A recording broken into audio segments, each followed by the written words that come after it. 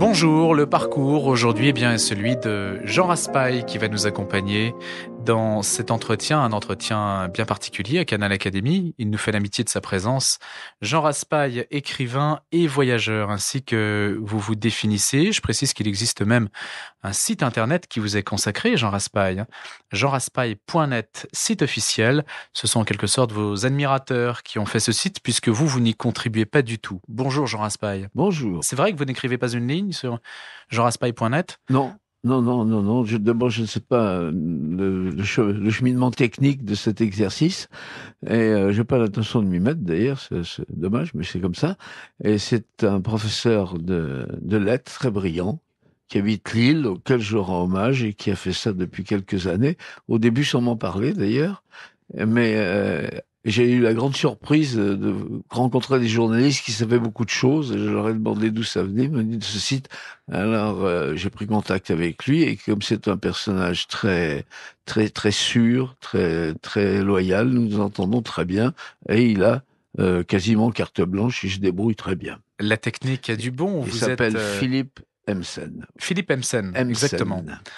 C'est lui, H-E-M-S-E-N, je crois, qui s'occupe de votre site internet. Alors, la technique a du bon, Jean Raspail, bien que vous soyez en quelque sorte mis à nu. Non, c'est parce que je suis incapable. Bien sûr que la technique a du bon. Mais vous voilà dévoilé en quelque sorte sur la place publique. Ah non, quand même. Ce n'est pas quelque chose qui vous effraie? Non. Il n'y a, comment dirais-je? Je ne réponds qu'aux questions que je veux bien répondre quand le site m'intéresse. En plus, ce n'est pas un site interactif. Hein. Oui, de présentation seulement. Voilà, exactement. Mais en tout cas, très bien fait, très riche. Oui, je le recommande vivement. On pourra retrouver l'essentiel de votre œuvre. Mais alors, il y a une phrase en exergue qui est quelque peu inquiétante quand même pour nous autres, ici même à Canal Académie. Sortis de leurs livres, les écrivains n'ont rien à dire, rien à ajouter. Mais alors, vous êtes muet? Non, c'est pas ça, mais je l'ai toujours pensé. Mais on est obligé, on se laisse aller à jouer le jeu, je ne peux pas dire médiatique, mais enfin le jeu de la communication. Et on se laisse entraîner à répondre, souvent avec plaisir, comme ce matin, si vous voulez, au jeu des questions-réponses. Mais je suis persuadé, en effet, que ça n'apporte pas grand-chose à l'œuvre. Est-ce que vous connaissez la célèbre réponse d'un écrivain très célèbre dont j'ai d'ailleurs pour le moment oublié le nom, mais ça va me revenir, peu importe, qui est mort il y a quelques années, un Anglais. Et quand on lui demandait de venir le voir, une demande d'interview, il répondait immanquablement: « Vous avez mangé le foie gras, pourquoi voulez-vous connaître l'oie ?» Voilà. Vous refusez des interviews de temps en temps? Ah oui, bien sûr. Oui. Vous sélectionnez les médias? Vous sélectionnez les médias? Arthur Koestler. Oui. C'est lui qui avait répondu ça. Et c'est une histoire qui est pas connue, mais je connaissais bien, non pas Arthur Koestler, mais un de ses amis intimes, et qui m'a donné. Et cette réponse, quelquefois, je la fais dans des lettres, sans citer que c'est Arthur Koestler. Vous avez mangé le foie gras, pourquoi voulez-vous connaître loi? Enfin, je suis là, c'est pas pour vous faire la tête. Hein. Bah oui, non mais justement, voilà, nous apprécions d'autant plus votre présence pour nous parler de vous-même et puis aussi, bien sûr, de Septentrion. Alors, il faut quand même présenter les choses parce que ce n'est pas votre dernier roman, puisque justement, vous n'avez pas changé une ligne à Septentrion. Non. Oui, ce n'est pas mon dernier roman. Chez Robert Laffont. C'est la dernière parution. En fait, c'est une réédition d'un roman qui a été publié chez Robert Laffont aussi en 1979. Et j'ai la chance d'avoir des éditeurs. J'en ai 2 ou 3, même si on compte Fallois, Albin Michel, Robert Laffont et Bernard Fallois, qui réimpriment mes livres. J'ai au moins une quinzaine de livres qui sont constamment réimprimés, non pas de grande quantité, mais ils sont toujours disponibles. Et ça, c'est une grande chance pour un écrivain. Et Septentrion, vu qu'il était assez ancien, n'avait jamais été réimprimé. Moi, j'aime beaucoup ce livre. Il y a tant de choses qui me concernent, et qui sont, si vous voulez, je voudrais bien ne pas parler avec prétention, mais je vais le faire quand même, qui sont une sorte de quintessence de Raspail. Voilà, le Septentrion, c'est du Raspail concentré. D'ailleurs, c'est un livre dont je me suis inconsciemment servi pour d'autres par la suite. Donc, et quand il a été question de le réimprimer, j'ai dit à mon éditeur que je préférais une réédition. C'est pas la même chose. C'est une réédition. Il y a de nouveau une mise en place dans les librairies. On en parle un peu, très peu d'ailleurs, parce que les journalistes littéraires n'ayant même pas le temps de rendre compte des livres Bien souvent, qui c'est le viennent cas. de paraître, pourquoi s'intéresserait-il à une réédition, n'est-ce pas? Ah bah justement, remarquez. S'il y a une Ça peut- réédition, ça- c'est qu'il y a une raison. Oui, il y a une raison. Voilà. Alors c'est donc ce livre qui a réapparu. C'est un livre qui a des défauts, puisque je peux le juger quand même 30 ans après. Hein. C'est un livre qui a des défauts. Je commence par les défauts, si vous voulez. Hein. Oui, Les défauts, c'est peut-être un excès de symbolisme, des incidents dans l'action, ça part quelquefois un peu dans toutes les directions. excès de symbolisme d'abord. Que euh, voulez-vous dire par là? Je veux dire par là que il se passe beaucoup de choses dans ces livres et chaque action, enfin une grande partie des actions qui s'y passent peuvent être considérées d'un autre point beaucoup plus élevé, même des détails par exemple. C'est symbolique en sens qu'on peut interpréter telle ou telle des séquences de ce livre de façon différente. Par exemple, puisque c'est un train qui s'enfuit vers le nord, et dans le nord glacé, et par exemple, les voies du chemin de fer derrière disparaissent au fur et à mesure que le train avance. C'est ce qu'on À voit un sur la moment, il y a couverture. une étoile dans le ciel qui apparaît. Et il y a des choses comme ça tout le temps. Et le narrateur, je dis le narrateur, c'est-à-dire que c'est écrit à la première personne par quelqu'un qui raconte ce voyage et qui est dans ce fameux train. Et le narrateur raconte ça comme si c'était simple, parce que lui-même est dans une atmosphère assez étrange. Alors, si vous voulez, c'est peut-être pas tout à fait assez terre à terre. Voilà. Mais il y a 30 ans, les symboles fonctionnaient mieux. Mais Et les symboles puis, sont peut-être ce qui rendent une œuvre oui, impérissable, oui, précisément. oui, mais il y en a beaucoup. Et puis, quel était le deuxième défaut que j'avais? Bah, trop d'action. Oui. Ah oui, il y a beaucoup d'actions Bon, ça, on différentes. ne s'en plaindra Mais pas il y a forcément. 35 personnages, Oui. donc ça fait du monde. Voilà. Peut-être il aurait pu être un peu plus simple. Bon, les Mais qualités. finalement, il est sorti comme ça. Hmm. Et alors, vous ça, l'allez- c'est les défauts. Mais pour les qualités, Voilà. je peux vous dire que je ne l'avais pas lu depuis 29 ans. Je me suis remis dedans quand il était question de le réécrire, ce que je ne fais jamais d'ailleurs, et je me suis dit, bon Dieu, bon Dieu, bon Dieu, c'est incroyable que j'ai écrit des CD comme ça. Tout, je trouvais ça, j'ai été emporté par la lecture, et je l'ai lu comme si c'était quelqu'un d'étranger qui l'avait écrit, et j'étais vraiment emporté parce que l'histoire est grandiose. Grandiose. L'histoire, vous n'allez pas la raconter. Je vais lire un petit extrait, si vous le voulez Oui, bien, Jean volontiers, Raspail, oui. justement, puisqu'on a commencé comme ça sur Septentrion chez Robert Laffont. C'est une réédition d'un livre de 1979. Les signes s'accumulaient sans que nous en percevions tout au nord du pays, loin de la capitale et de ses clochers dorés, les exactes conséquences. Nous comprenions vaguement comment, sans savoir réellement pourquoi. Tout allait vite avec des modifications tangibles dans notre vie de tous les jours, mais rien n'était net. Tout changeait dans le flou, comme si une sorte de guimauve envahissante, poisseuse et tenace, transfusée dans les artères vivantes du pays, gelait les cœurs et les âmes, et aussi les rouages de l'État, les activités de la nation, pétrifiant jusqu'au corps profond de la population. Dans quel but ? On pouvait compter sur les doigts des deux mains ceux qui en étaient à peu près conscients dans notre petite ville à Saint-Basile, chef-lieu du Septentrion. Tout juste comprenions-nous que s'avançait rapidement de façon informe et inexorable une sorte d'éternité différente. Rien ne ressemblerait plus à hier, rien ne changerait plus jamais une fois les choses accomplies. Je crois que je tiens le mot-clé. Cette annonce d'une éternité engendrait chez chacun d'entre nous non pas tellement la peur diffuse, impalpable, mais la paralysie. Quand l'homme veut changer l'homme, se substituant au Créateur, qu'il le change et qu'il l'a changé, est-ce qu'on peut, humainement parlant, s'opposer à la marche de cette éternité nouvelle ? Voilà, extrait de Septentrion en 1979. C'est le début. Vous voyez, C'est le début. On est déjà dans le symbole. Là, hein. On est déjà dans le symbole. Ah ouais, voilà. C'est le symbole d'une mutation. Oui. Oui. C'est le symbole d'une mutation. C'est le symbole d'une mutation, et cette mutation, en fait, est le phénomène de massification d'une population. Hein. Et Un pays fictif, mais c'est nous-mêmes, bien oui, sûr. c'est ça. Et cette massification, qui est une chose qu'on aperçoit maintenant, il y a des tas de symptômes aussi aujourd'hui chez nous. Cette massification, si vous voulez, je l'ai pris de façon romanesque. Et j'en ai tiré une histoire, un récit. Il faut pas prendre ça au pied de la lettre. puisqu'encore une fois, c'est une vision symbolique de notre monde actuel. Et ce sont 35 personnes qui refusent ce phénomène de mimétisme terrifiant qui atteint l'humanité, de massification dans sa vie, ses réactions, etc. Guimauve envahissante. Qui refuse ça et qui fiche le camp. Or, le seul moyen de quitter tous ces gens-là, de les fuir, c'est d'embarquer sur un petit train qui s'en va vers le nord. Alors là, on devient dans le récit. Un train dont les rails se délitent. Oui, c'est ça. Puisque vous avez cité le début du livre, je rappellerai, ça illustre bien le livre. J'ai mis une phrase en exergue, ce que je n'ai pas toujours, mais cette phrase représente très bien le livre. Elle est de Roger Nimier. Je pense que ça doit être dans Les Épées de Roger Nimier. Je ne garantirai pas, je ne sais pas. Et alors la phrase c'est « Et cette terreur soudaine d'être confondu parmi eux, comme on le serait dans une tribu de singes. » Lui aussi ne voulait pas être confondu avec la masse. Et j'ai reçu, si je puis dire, un troisième renfort, tout à fait par hasard récemment, qui est celui de Richard Millet. Richard Millet est un personnage à la fois très connu et ignoré.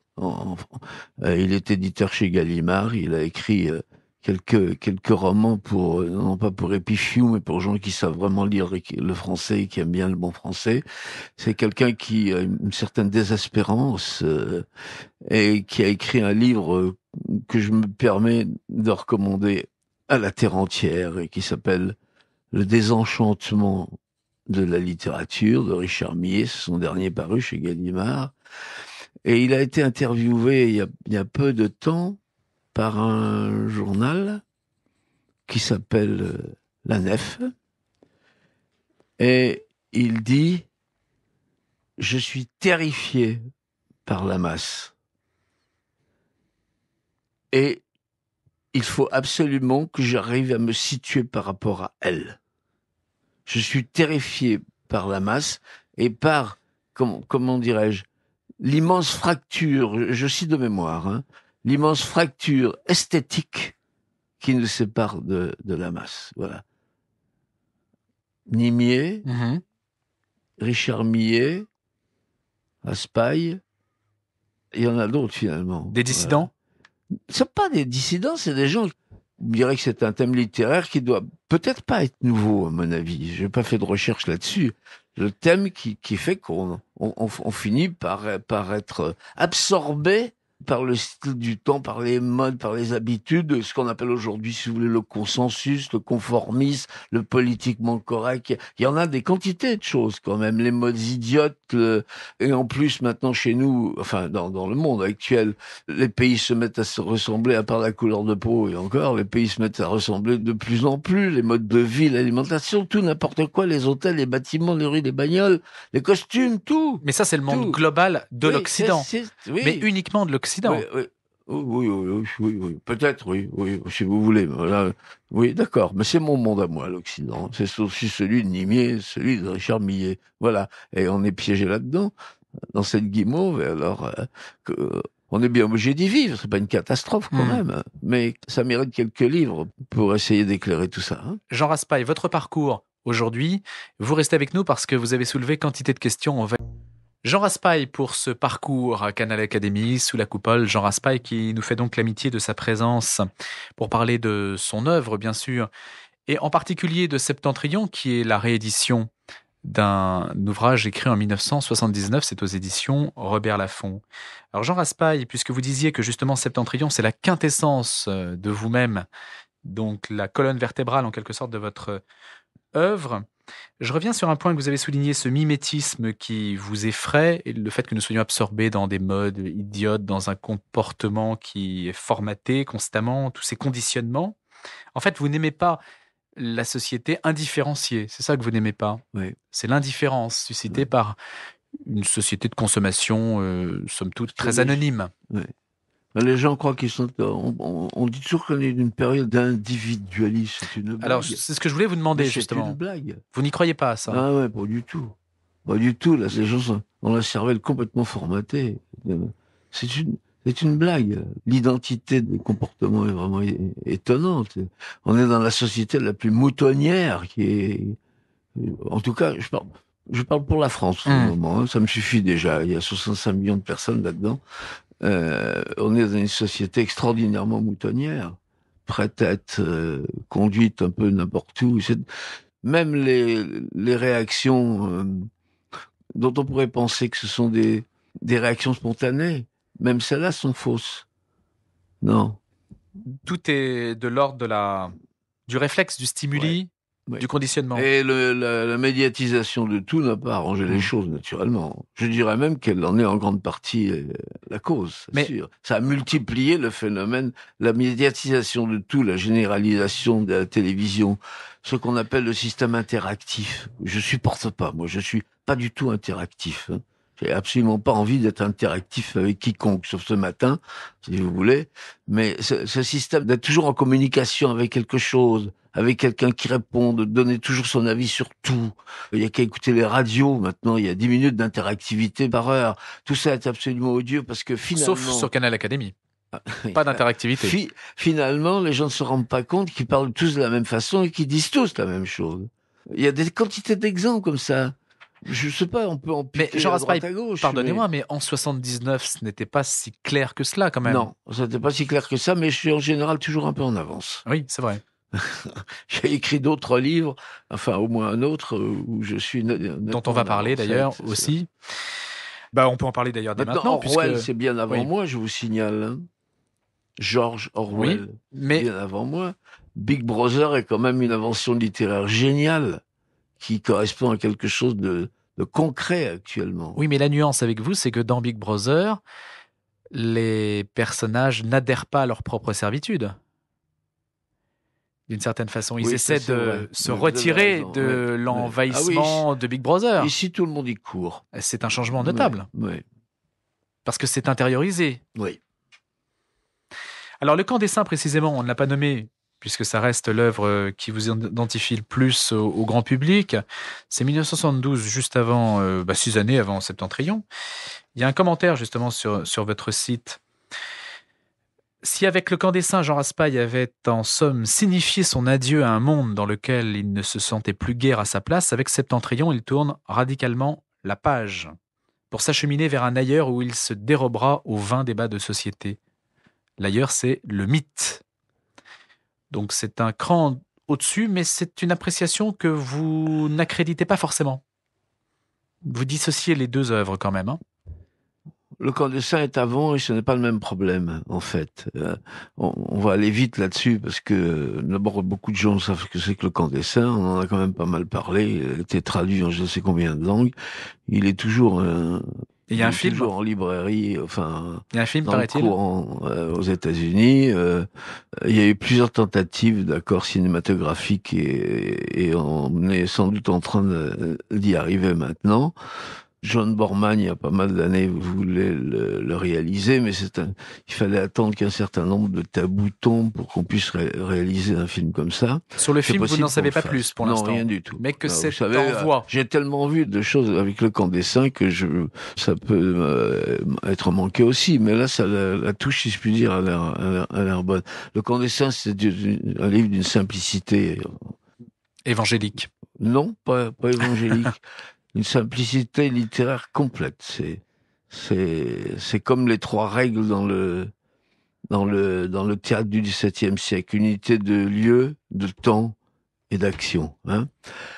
Ça se passe il y a quelques années, mettons. Enfin, c'est contemporain. Il y a une flotte de bateaux rouillés, des vieux bateaux qui tiennent à peine la mer, qui sont partis, disons, du tiers-monde, pour simplifier, du Sud, qui sont partis du tiers-monde pour chercher une vie meilleure. Ce sont des milliers et des milliers de gens qui sont à bord de ces vieux bateaux, qui forment une flotte et qui se dirigent vers l'Occident, spécialement vers la France. Ils sont tous malheureux. Il y a des femmes, il y a des enfants, il y a des malades. Ils sont désarmés. Ils sont 1 million sur cette flotte. Cette flotte s'échoue sur la Côte d'Azur. Près de Saint-Raphaël. Oui, à Saint-Raphaël. C'est pas si précis de Saint-Raphaël. Elle s'échoue sur la Côte d'Azur Et ce million de personnes sont prêts à débarquer. Plus loin, enfin derrière, sont d'autres flottes qui attendent quelle va être la décision du gouvernement français et des gouvernements occidentaux d'ailleurs, quelle va être leur réaction. Si elles sont prêtes à suivre, qu'est-ce qu'on fait? Ils sont 1 million, ou même plus, ils sont malheureux, ils sont pauvres, ils n'ont plus rien chez eux. Qu'est-ce qu'on fait? On les laisse entrer? On ne va pas tirer dessus. Oh, est-ce qu'on tire dessus? Est-ce que... Voilà. Et s'ils entrent, eh bien, ces 3 millions grandiront le lendemain, et puis, quelques mois plus tard, encore d'autres millions, et ça s'appelle un raz-de-marée. Donc la fin du monde européen. Et la fin du monde européen, c'est ça. Alors, il y a un choix primordial, la charité ou l'exacerbation de la charité ou l'exacerbation de l'identité ou le respect de sa propre identité. Voilà, c'est tous ces problèmes-là qui sont en jeu. Le livre compte, je ne sais plus combien, 450 pages pour raconter cela. Voilà. C'est un livre qui a fait le tour du monde, d'ailleurs. Le cargo kurde dont on a parlé oui, alors, à un moment. Le cargo kurde, c'est échoué tout près. Ça devait être il y a 5 ans, je crois. Non, pas tout à fait. 3 ou 4 ans. Et qui s'est échoué à l'endroit où j'avais écrit le livre, oui. Ça, c'est quand même un clin d'œil voilà, c'est prophétique. Ça, le Camp des Saints. Et en fait, le Camp des Saints est moins le roman d'un envahissement ou d'une invasion, parce que qu'on en a beaucoup parlé maintenant, pas du Camp des Saints, mais du fait que l'Occident est... De l'immigration, tout simplement. Vraiment, c'est ça, est vraiment très, très vulnérable à l'immigration, et que ça peut avoir certaines conséquences. Hein. Mais c'est plutôt le roman de la renonciation de l'Occident. C'est plutôt le roman de la faiblesse, le roman du renoncement. Un point, Jean Raspail, important. Vous ne cherchez pas à expliquer ce renoncement et vous ne cherchez pas à délivrer de message. Non, je cherche pas à délivrer de message, d'autant plus que la façon dont le livre se termine n'est pas du tout un message. Mais enfin, j'ai quand même, dans ce roman, essayé de décortiquer un certain nombre de mécanismes mentaux des Occidentaux face à ça. La presse, les belles consciences... oui, c'est exactement ça, mécanismes mentaux. Comment ça se passe moralement dans la tête de l'occidental? J'ai essayé de décortiquer tout ça. Et c'est assez étrange, d'ailleurs, dans le livre, parce que on lit par exemple des appels de l'archevêque de Paris ou des éditoriaux de grandes radios ou de grands journaux, dont j'ai changé les noms d'ailleurs, et tout. Et je me suis aperçu que finalement, c'est ça qu'on entend moins. Mais c'est ça qu'il y a 2 ou 3 ans, on entendait tous les jours. C'est ce qui vous a valu le fait que... Il se trouve qu'en ce moment, il semblerait qu'il y ait une prise de conscience un peu plus nette. Mais la tendance de fond est là. C'est une tendance de fond que vous avez voulu voir. Plus nette du changement qui pourrait intervenir chez nous, en France et en Occident, si on était en état de minorité, si on devenait une minorité. Voilà. Vous savez, je fais attention. Je sais que les tabous sautent les uns après les autres, mais enfin, il en reste encore pas mal. Hein. Alors, en tout cas, cette acuité vous a valu le fait de désigner comme une sorte de prophète un peu de l'engloutissement de notre monde. Oui. C'est un qualificatif. Alors, je me permets, puisque vous parlez justement des mécanismes mentaux, il y a un certain Benoît XVI.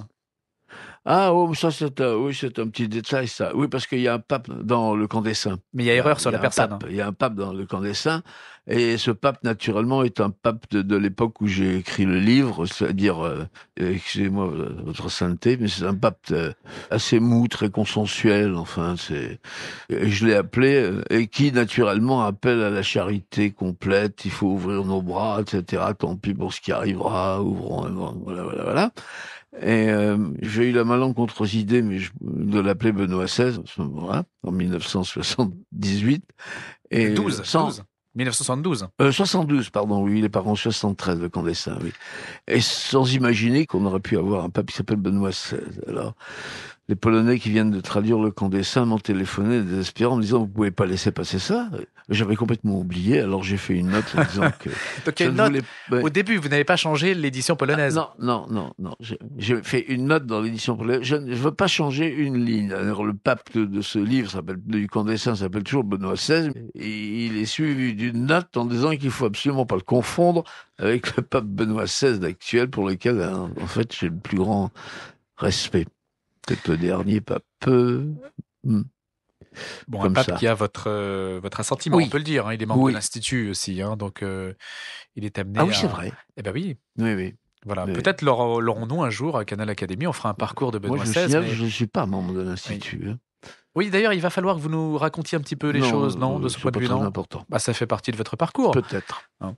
On verra à l'occasion si on peut en dire un mot avec vous, Jean Raspail. Je rappelle que, écoutez, vous êtes avec nous pour ce parcours. On essaie de revoir un petit peu votre œuvre à la lumière. Alors oui, quand même, la question, parce que j'ai lu un passage qui concerne à la fois le Camp des Saints et Septentrion. Vous avez dit, ce n'est pas le même problème. Donc, ce n'est pas le même livre du tout, mais il y a une interrogation fondamentale à la clé, c'est quand même la question de... Non, c'est pas le même problème, parce que dans le il y a la survie d'un monde, quand même. Dans le Camp des Saints, nous sommes menacés par d'autres, hein, tandis que dans Septentrion, nous sommes menacés par une part de nous-mêmes. Tout se passe aussi bien à l'intérieur de nous. Voilà. C'est pour ça qu'il est difficile à expliquer, le Septentrion. À part ça, parce qu'on parlera d'autres choses, il y a beaucoup d'aventures. Enfin, il y a un côté épopée dans ce livre. C'est pas du tout un livre métaphysique.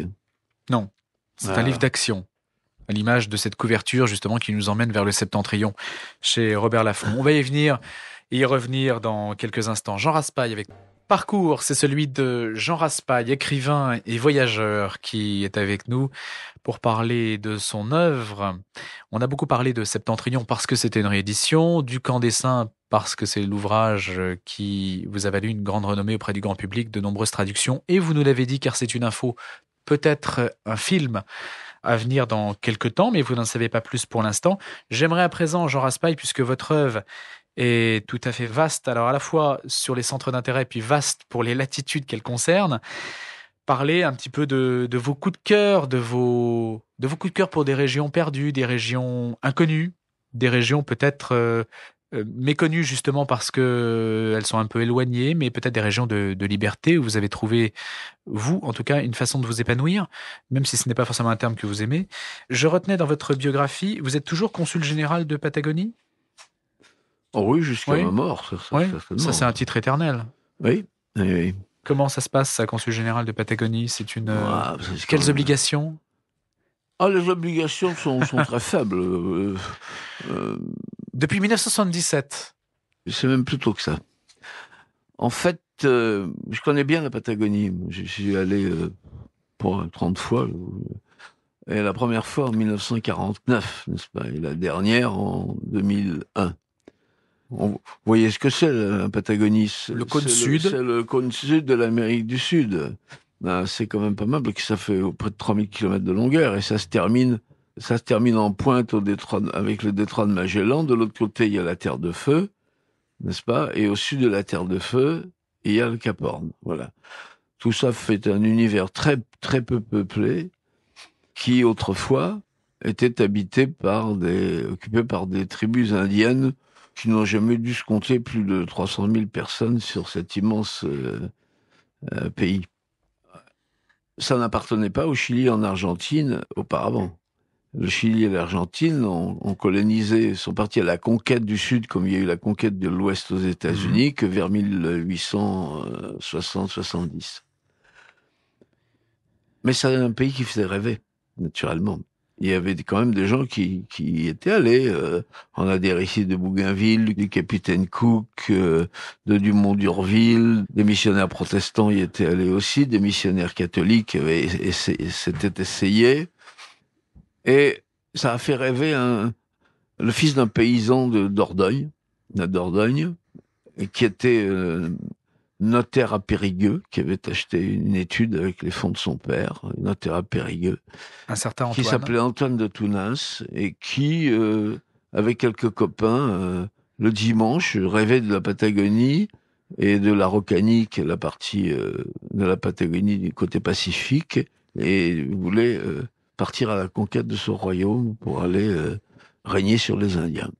Faut dire que c'est une époque où 1860 où il y avait peu de républiques. L'idée de royaume et d'empire était la nature normale des gouvernements. Une idée Chez qui nous, vous en est France, chère. c'était le Second Empire. On y reviendra. Voilà. Bon, alors, c'était, comment dirais-je, une sorte de jeu. Mais Antoine de Tounens, qui était têtu comme une mule, qui avait beaucoup de qualités, mais qui était certainement mythomaniaque et qui avait une idée fixe, lui, il est parti là-bas conquérir ce royaume. Et naturellement, toute sa bande de copains a dit, nous, on faisait ça pour jouer, on veut pas y aller. Et il a fait preuve d'un culot monstre et il a eu beaucoup de chance, parce que il est arrivé en Patagonie, après moult aventures, et il est arrivé au moment où les Chiliens et les Argentins étaient en train de commencer la conquête du sud et des tribus. Et il leur a dit, écoutez, moi je viens, mon cousin, le grand empereur de France, m'envoie. Naturellement, là, il mentait. C'est un mytho, il mentait. Mon cousin, le grand empereur de France, m'a envoyé pour me mettre à votre tête. Nous allons repousser l'envahisseur, etc. Bientôt vont arriver des armes par bateau. C'était pas vrai non plus. Et je me mets à votre tête. Et il s'est fait acclamer par les tribus cavalières du nord de la Patagonie, les Puelches, les Tehuelches, etc. Et les Mapuches, qui existent toujours au Chili. Puis il est arrivé ce qui est arrivé, comme il avait menti, rien ne s'est produit, naturellement. Il a été trahi à l'instigation des services de renseignement chiliens et argentins, trahi par ses propres sujets.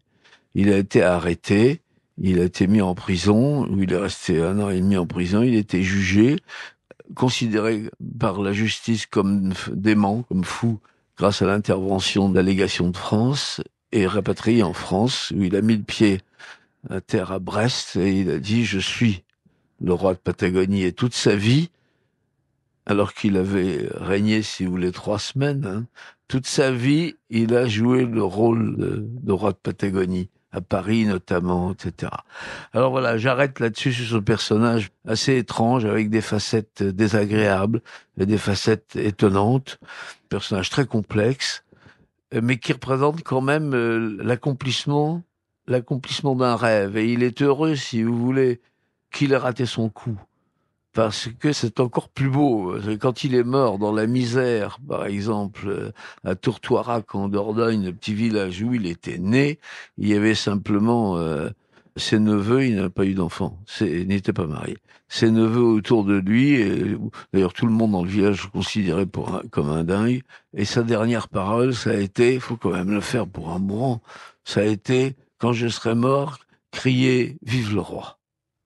L'histoire est tellement belle, j'ai écrit un livre dessus. Moi, Antoine en de Tounens, 76, roi de c'est ça. Patagonie. Mais avant d'écrire ce livre, j'avais déjà dans ma tête, si vous voulez, fondé disait que c'est dommage de laisser tomber ce royaume, et autant puisque c'est un royaume mythique, autant le conserver. Et avec quelques amis, on s'est mis à jouer à ça.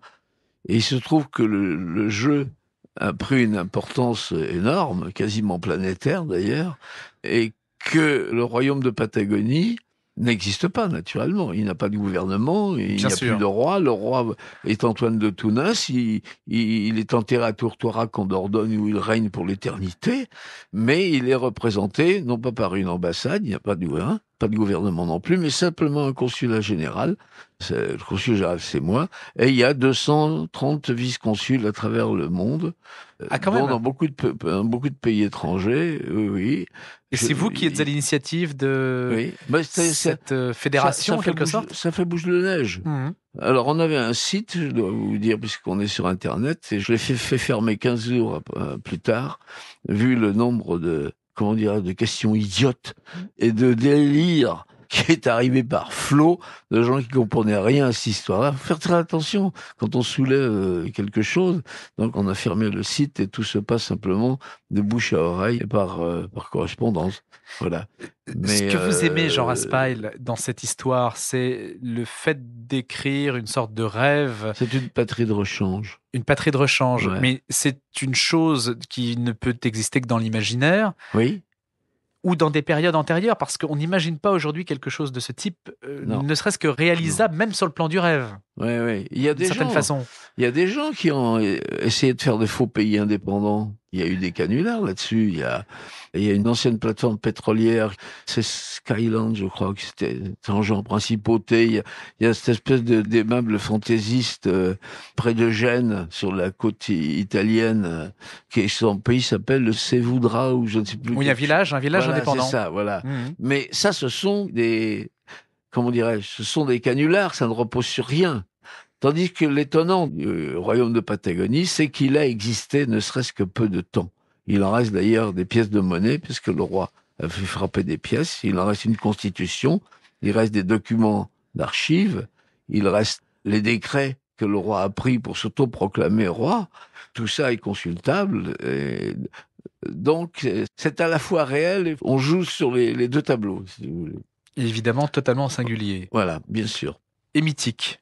Le mythe, c'est ce que vous appréciez peut-être le plus, je ne sais pas, non?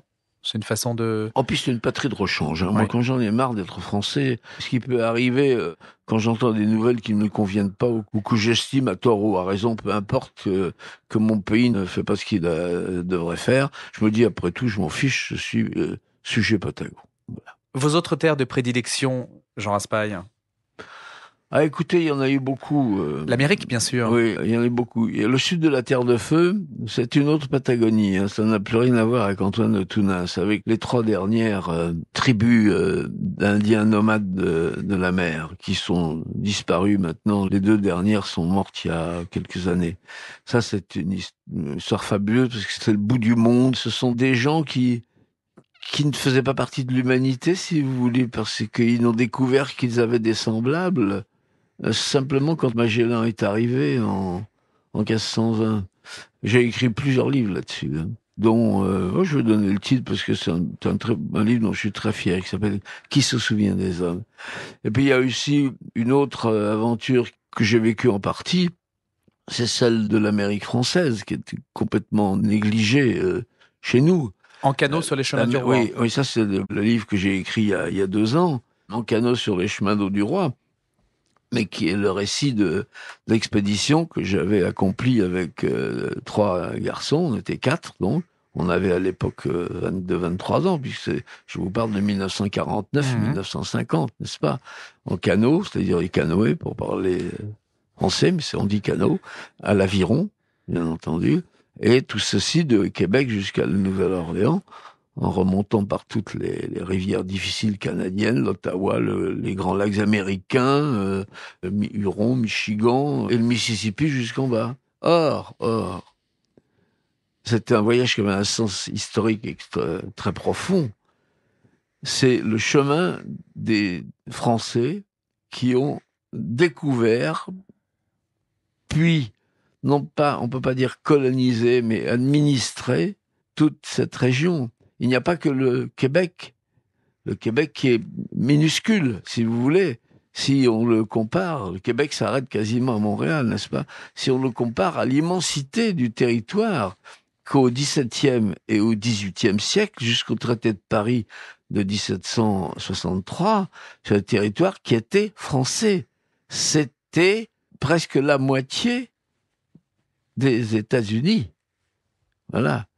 Tous les États au bord du Mississippi, mais l'Ohio, le Michigan, l'Illinois, tout ça, c'était français, entièrement français. On a oublié ça. Et ça a été découvert par les Français. Ce ne sont pas les Anglais qui ont découvert ni le Canada d'ailleurs, ni l'intérieur des États-Unis. Ils étaient cantonnés en Nouvelle-Angleterre. C'était des paysans et des marchands. Ils n'avaient pas beaucoup envie d'aller voir ailleurs comment ça se passait. C'était des gens qui étaient très terre à terre. Enfin, c'est pour ça que ça marche d'ailleurs. Et ce sont les Français qui ont fait l'expansion. On leur doit tout là-bas. Hein. On leur doit la découverte de tout l'intérieur du Canada jusqu'aux montagnes Rocheuses. Tout ça a commencé avec Champlain, dont on va fêter prochainement en juillet, 4e centenaire de la fondation de Québec par Champlain. Et puis après... C'est encore jalonné de quantité de noms français. Ah oui, au Québec, oui. Mais aux États-Unis. Au Mississippi aussi, dans le Mississippi aussi. Il y a encore énormément. Est-ce que vous savez que la ville de Saint-Louis, Missouri, hein, c'est sur le bord du Mississippi. Est-ce que vous savez que cette ville a été fondée par des Français juste avant le traité de Paris en 1762 et que la première population de la ville de Saint-Louis, comme de quantité de villes sur le parcours, Chicago, même chose, Saint-Paul, même chose, Minneapolis, même chose, était une population française. Bon, ils étaient quelques dizaines, alors que maintenant ce sont des millions d'individus. Mais c'est ça. Et à Saint-Louis, d'ailleurs, les Américains ont quand même élevé la statue sur une place de Saint-Louis envahie par la circulation, et c'est la statue de Louis IX. Ah, c'est quand même curieux. Non, on a tout découvert et on a tout perdu, parce qu'on était, les Français, 5000 pour tenir 35 États des États-Unis. Si Est-ce qu'on peut en vouloir à Louis XV? On peut en vouloir à Louis XV sur la manière dont on a abandonné. C'est une spécialité française, n'est-ce pas On perd, alors on tourne le dos et on laisse se débrouiller tout seul les gens qu'on était censé administrer, protéger, et le petit peuple. On a fait ça souvent. Plus récemment, si vous voulez, on l'a fait d'une certaine manière en Algérie, on l'a fait d'une certaine manière au Tonkin, un peu plus tôt. On l'a fait d'une certaine manière après les plébiscites votant le rattachement de la Sarre et de la Rhénanie à l'Allemagne. Ça, c'est au début d'Hitler. Il y avait des populations et on a tout laissé tomber. Et là, on a laissé tomber les Canadiens d'une part, et les Québécois qui sont restés tout seuls avec juste leur curé de paroisse. Et on a laissé tomber les tribus indiennes et les quelques milliers de Français qui n'ont pas été rapatriés. Mais une grande partie des villes de là-bas portent le nom de forts français. Voilà. Et c'est extraordinairement émouvant de savoir que tout ça a été fait. On ne circulait que par voie d'eau. Il n'y avait pas de... C'est bien avant le chemin de fer. Tout s'est fait par les rivières et les chemins d'eau du roi. Imaginez les grands canaux avec, ils pouvaient porter une vingtaine de passagers, où il y avait les soldats de Louis XV avec leurs tricornes, un officier, un guide indien, etc. C'était ça.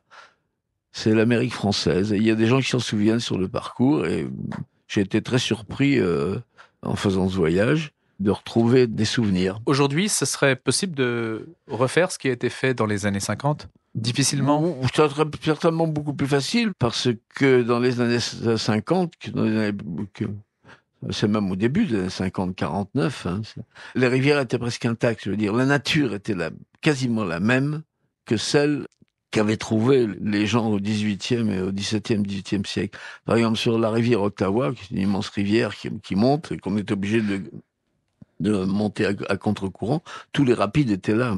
Maintenant, il y a des barrages, n'est-ce pas? Sur le Mississippi, c'est la même chose.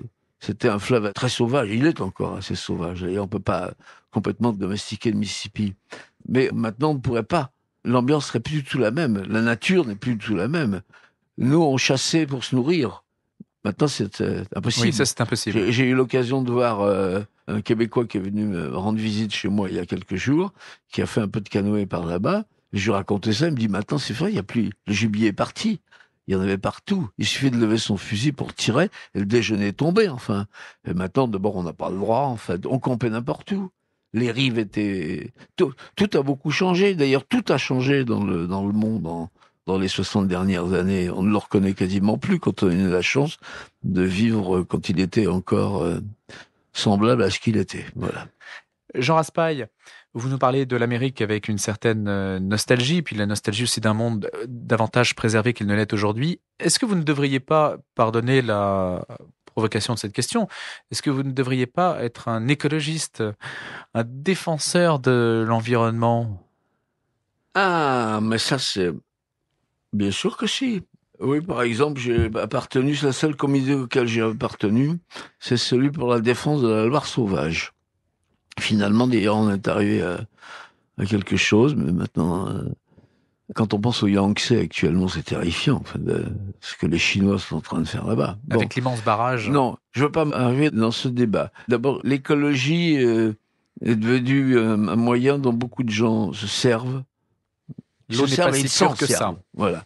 Alors déjà pour ça, je marche plus. Ensuite, il y a un nombre tellement monstrueux d'inepties qui sont proférées à propos des menaces dans tout genre. On commence à revenir là-dessus, je vous signale. Hein. Voilà. Là aussi, il y a un effet de mode terrible qui fait que plus personne, comment dirais-je, n'a un jugement, enfin peu de gens ont un jugement sain là-dessus. On fait un peu n'importe quoi d'ailleurs. Quand on pense qu'on songe que parce qu'on va aller à bicyclette, ça va dans les rues de Paris, ça va sauver la planète. Faut vraiment être débile pour le croire. Pas pour le proférer, non, mais pour le croire. Pour revenir à Septentrion, vous voyez cela comme un instrument de massification, ouais, bien sûr. de conditionnement. En revanche, apprécier la nature et essayer qu'elle ressemble encore aux souvenirs qu'on en a eus, ça c'est un très beau combat, bien entendu. Jean Raspail, une dernière réflexion, si vous le voulez bien. C'est votre réflexion sur le roi, la royauté, parce que si on prend l'ensemble des titres de vos livres, et bien sûr il faudrait pour cela plusieurs heures pour l'évoquer, alors les royaumes de Borée, oui. S'il y a le président, c'est vrai, mais dans l'ensemble, on a le jeu du roi. Le président, c'est pas un livre très favorable à la République. Oui. C'est vrai que je ne me référais qu'au titre. Oui. Vous Sire, avez évidemment. Qui est le premier. Il y a moi, Antoine de Tounens, roi de Patagonie. Voilà, encore le roi. Il y a Sire, alors ça concerne la France. Il y a ensuite le roi au-delà de la mer, qui concerne également. Voilà, le roi au-delà de la mer, en canot sur les chemins d'eau du roi. On en a dit un mot. Oui. Vous avez une amitié particulière. Moi, j'ai toujours pensé, je continuerai à penser que les pays qui ont encore la chance d'avoir un souverain. Je vous rappelle qu'à part des monarchies, je parle en Occident, hein. Attention, hein, ne mélangeons pas les monarchies du Golfe, extraordinairement civilisées, comme on le sait, les monarchies du Golfe avec l'Occident, n'est-ce pas? Ouais. Les pays d'Occident qui ont eu la chance de conserver un souverain, et il y en a quand même 7 ou 8, si ce n'est plus. Hein. La grande chance, justement. Le privilège. Oui, le privilège, c'est ça. De pouvoir se référer à quelqu'un qui, même s'il n'a pas de pouvoir, incarne la nation et son passé. Un président de la République élu, quel que soit, n'incarne pas véritablement la nation. Il la représente pour un petit temps. Il ne l'incarne pas. Voilà. Et le recours purement d'ordre presque religieux, si vous voulez, inconsciemment, ou d'ordre mythique, on a recours en soi et on se dit, il y a le souverain et il représente la nation. Je ne sors pas de là. S'il n'y a pas une étincelle de sacré dans le pouvoir n'a pas de véritable justification, sinon la justification qu'il faut bien un pouvoir pour que les choses fonctionnent à peu près. Mais le pouvoir qui a une étincelle de sacré dans la durée de la pérennité et depuis longtemps, n'est-ce pas, selon un même système et souvent selon une même famille, avec, on pourrait le penser, une certaine grâce divine, ça c'est irremplaçable. Voilà. Maintenant, je sais que dans mon pays, ça n'arrivera jamais. Je le déplore, mais ça n'empêche pas que je suis royaliste. Je termine par une phrase de Tacite qui disait « Qui recherche la vérité se détourne de la multitude ». Ça vous irait ? Oui, en général, ce qui vient de la multitude n'est pas applicable à tout le monde, chose étrange. Pas applicable aux esprits libres. Oui. Merci beaucoup Jean Raspail. Merci d'être venu pour ce parcours à Canal Académie. On pourra naturellement se référer à l'ensemble de vos œuvres sur votre site internet dont on rappelle qu'il est extrêmement bien fait, jeanraspail.net. Je rappelle aussi Septentrion, c'est une réédition. Ça vient de reparaître chez Robert Laffont. C'est un roman de 1979 dont vous nous avez parlé. Le Camp des Saints, j'en ai dit un mot tout à l'heure, vous en avez parlé peut-être au cinéma. C'est une info que vous nous avez délivrée. En tout cas, il connaît toujours un succès puisque vous le disiez aussi au début de cet entretien, vous avez la chance que l'ensemble de vos ouvrages, ou du moins une grande partie d'entre eux, soient